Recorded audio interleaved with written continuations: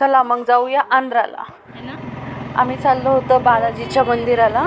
मी म्हटलं होतं एकदा लास्टच्या व्हिडिओमध्ये आपण बालाजीच्या मंदिर मी तुम्हाला दाखवते. तर आम्ही चाललो होतो बालाजीच्या मंदिरला. तिथं रिक्षा होती आणि आम्ही मागच्या साईडला बसलो होतो आणि हा मागचं सीन आम्ही कॅप्चर करत होतो. पुढे बसायला जागा नव्हती तर मागं आम्ही उलटं बसलो होतो.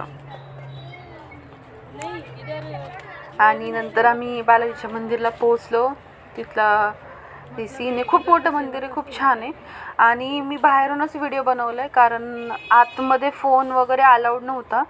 तर आतमध्ये खूप सुंदर आहे आणि तिथं आहेत ना खूप अशा देवी, जसं की आपल्याला सिलेक्टेड देवी माहिती आहेत किंवा देवींचे चेहरे वगैरे माहिती आहेत. तर तिथं भरपूर देवी आहेत, भरपूर म्हणजे 50-60च्या पुढं तिथं एक मूर्ती असल्यासारखं आहे. आणि प्रत्येक देवीचा चेहरा वेगळा आहे, लुक वेगळं आहे, तिचे केस वेगळे, तिचं बॉडी वेगळी दिसते, तिची साडी, तिचे अलंकार.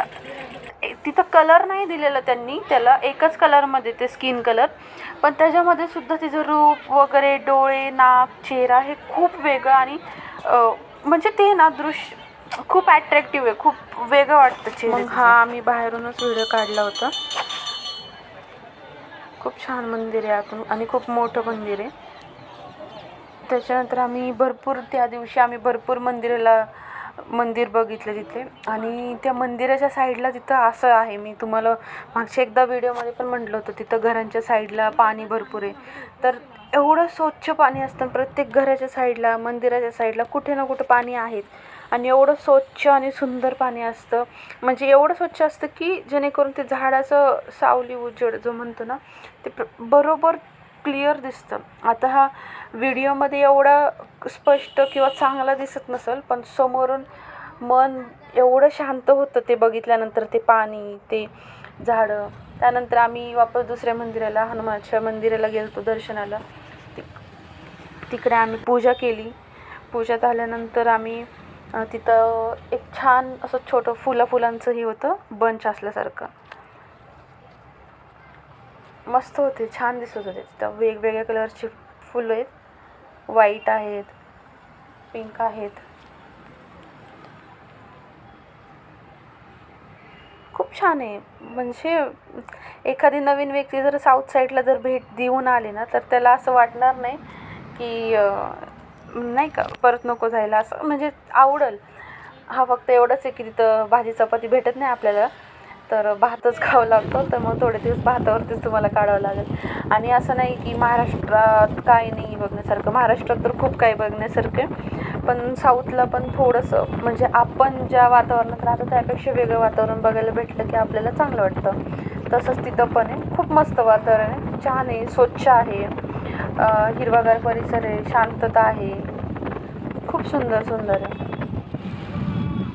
प्रत्येक रोडला असे आपल्याकडे कसं आंब्याचे झाडं वगैरे लावलेले असतात, चिंचाचे, तसं इथं 2 साईडला नारळाचे किंवा पाम ट्री वगैरे कॉर्नरला लावलेले असतात. त्यानंतर आम्ही वापस दुसरं एक बालाजीचं मंदिर आहे आणि इथं शंकराचं पण मंदिर आहे.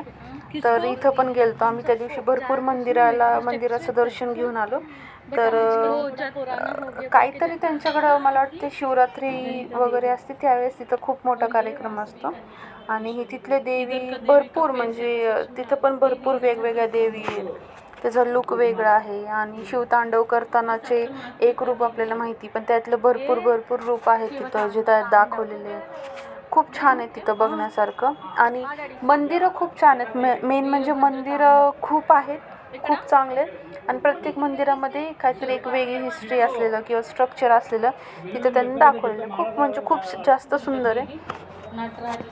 आम्ही थोडे दिवस तिथं होतो, तर मग आम्हाला जेवढं पॉसिबल आहे तेवढंच दर्शन वगैरे झालं.